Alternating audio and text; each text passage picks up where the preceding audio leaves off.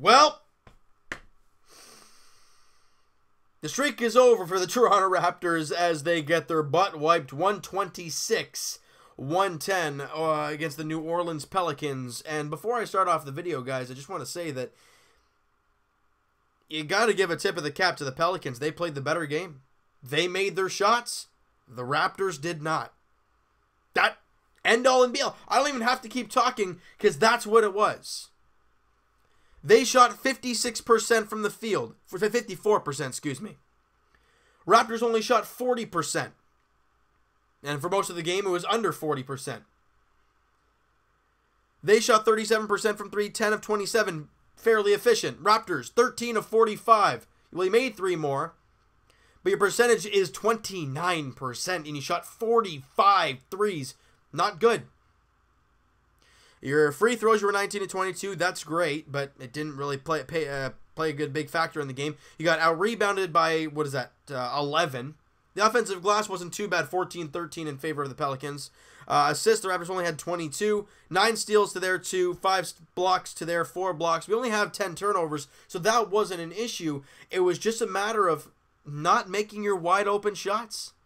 How many wide-open looks did Danny Green, Kyle Lowry, how many wide open looks did those guys have? And they combined for a total of 2 field goals, 2 of 13 from the field. Lowry was 0 of 6 from 3. Danny Green 1 of 4. His only shot he made was from 3. And listen to this. Siakam, minus 10. Kawhi Leonard, minus 15. Ibaka, minus 10. Lowry, minus 17. And Danny Green, minus 2. Your starters were all minus. You know why? The Pelican starters outplayed them by a mile. Let's run through that. Julius Randle, 17 points, 12 rebounds. He was amazing today. I really liked his game today. Wesley Johnson wasn't great for them, but when you have Anthony Davis getting 25 points and 20 rebounds, as well as 6 assists and a couple blocks as well, he was incredible as always. Drew Holiday, no one talks about him, yet he's still a great player. 29 points, 14 assists. He was fantastic. And Etuan Moore, a guy that if he gets hot early, you can't cool him down. What happened today? He got hot early, and the Raptors couldn't cool him down. He ended with 30. The top scorer for the Raptors had 22, and that was Pascal Siakam. They had 3 guys over that. Yeah, our bench put a little run together. You know, OG had 17, Van Vliet with 10, DeLon Wright with 10. That's great. But when your starters just don't give you really anything to go off of, and they defensively give up that much to their opponent, wasn't a good game. It wasn't pretty whatsoever. Guys, I mean, when you give up, hold on, here we are. 31 points in the first quarter, 35 in the second quarter, 28 in the third quarter, 32 in the fourth quarter. You are barely going to ever win a game. And plus, when your team only shoots 40% from the field and 29% from 3. It's not a very good equation if you guys want to put 2 and 2 together. You're not going to win many games like that. But, guys, the Raptors had won a ton of games coming into the game. And they lose 1. They don't shoot the ball well. They don't defend the ball well. Whatever. It's a game you throw away. You crunch the scorecard up. You don't even look at stats or whatever the heck you did on the defense. You fire it in the garbage. You burn it if you have to. And you move on. All this game is game 14 of the regular season. This is not game 7 of the Eastern Conference Finals. So, yeah, it's a stinker of a game. Your team doesn't shoot well. Kawhi Leonard, percentage-wise, wasn't all that great. He shot 7 of 20, 1 of 6 from 3, and he was a minus 15 on the floor. Not a good night for Kawhi. Not a good night for Lowry. Not a good night for a lot of these guys. Siakam was one of the only, him and Serge Ibaka were the only 2 that other than the bench guys, I'm talking starters, were the only 2 that I was really impressed with. Ibaka had 19 points, 14 rebounds on 8 of 16 from the field.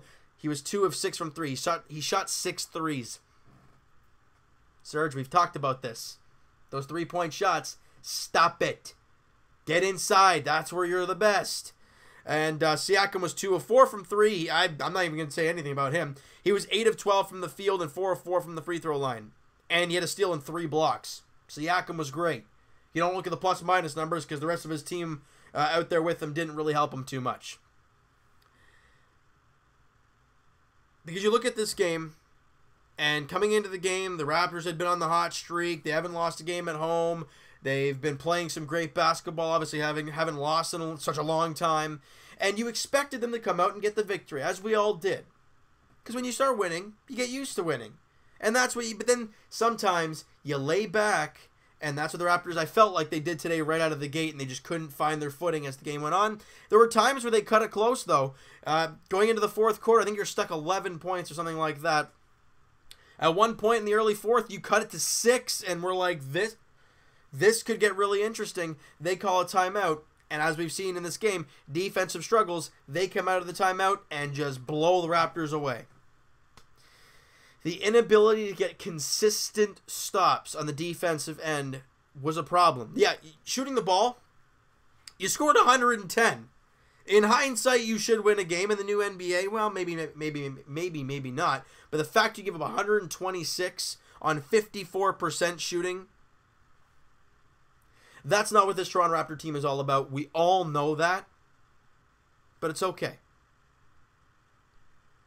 If this was Game 7 of the conference finals, then I'd be freaking out. But it's Game 14 of the season. Next game for the Toronto Raptors, guys, they get to, rebound from this game as they take on Coach Casey and the Detroit Pistons on Wednesday night at home, 7:30 tip-off at Scotiabank Arena. The Detroit Pistons got off to a crazy good start. They've really fallen down after that, though. They're 6-6. But the Pelicans were 6-6 coming into this game. So you can't take any team lightly. Coach Casey, he's definitely going to get some tribute. He's going to get some standing ovations. I don't care what your guys' feelings towards Casey. Mine were, there were times I liked him. There were times where I was like, what the heck are you doing out there? But nonetheless, guys, he was the coach that helped DeMar and Kyle, well, I guess the three of them, really. Coach Casey, DeMar, and Kyle turn basketball around in the city of Toronto, turn basketball around in the country of Canada, and really got the mojo cooking here. Now, you could say Carter, and you could say that, but there was a lull in that time. For now, at least, Coach Casey and Lowry and DeRozan obviously were, for a lot of younger fans, too, that's what they knew. So seeing Coach Casey come back, coaching the Pistons is going to be very interesting, and not seeing Stan Van Gundy behind on the bench, or I guess whatever you want to call him, on the floor, whatever the heck you want to say about the coach. Seeing him back there usually screaming his head off, it's going to be different seeing Coach Casey screaming his head off, not for the Raptors, but it's going to be quite interesting to see what happens there on Wednesday night, guys, because after that game on Wednesday, the Raptors head to Boston to take on the Celtics. Guys, I know we talk about, we can talk all year about, this is a big game, this is a big game. I personally think this Wednesday game is big enough for the fact of, one, you got Coach Casey you're facing, and number two, you want to go into that Boston game on the road having played a solid home game. Look, if the Raptors go out there against Detroit and don't play well, and you go into Boston having played 2 crap games, you don't feel too good going into that. But you get a victory, you play solid, whole different story. I think you guys can agree with me on that. But you know what? Like I said, guys, earlier, do not think too much about this game. The whole team stunk, whatever. It happens. It's the way she goes. You guys know where that quote's from. And you just got to forget it and move on.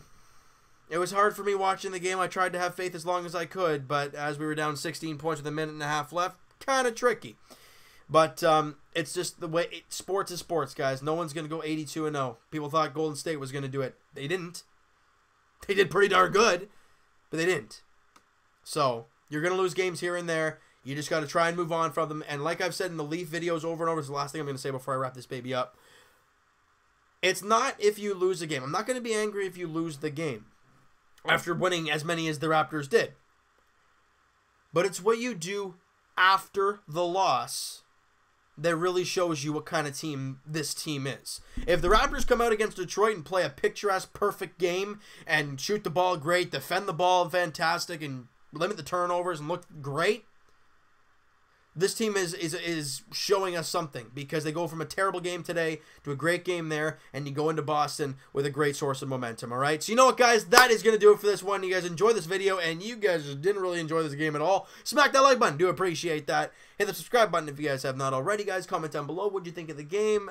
I mean, what were your thoughts about this game? Would you not like? Would you like in the game? I think something we got to like. Pascal Siakam, Player of the Week. Holy smokes, and he showed us again today why he was the Player of the Week. He was fantastic. He's my Player of the Game in this one.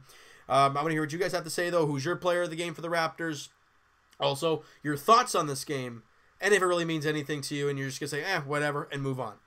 I want to hear what you guys have to say. Evan and I will talk to you guys Thursday, normal time, podcast edition. Link is in the description for the podcast channel and for the podcast itself on iTunes, guys. Twitter is also down below. Follow up, send me a DM, do all that great stuff, and I will talk to you guys Leafs edition.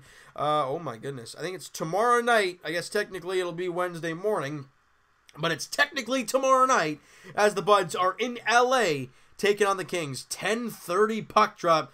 Get your cup of hot chocolate, get in your PJs, get ready to watch a late hockey game. Jack Campbell injured for the LA Kings. Peter Budaj. And going to be in net there for the Los Angeles Kings against Frederick Anderson. And as for the Toronto Raptors, guys, like we said, next up they take on Dwayne Casey and the Detroit Pistons on Wednesday night, guys. 7:30 tip-off at Scotiabank Arena as the Raptors look to rebound from this tough loss here tonight. But they look to change their fortunes and play a better game there on Wednesday in front of Coach Casey, and then head out on the road for a solid road game in Boston. But you got to take care of home court first and play a much better game than you did today. All right, so I hope you guys enjoyed this video. We'll talk to you guys then.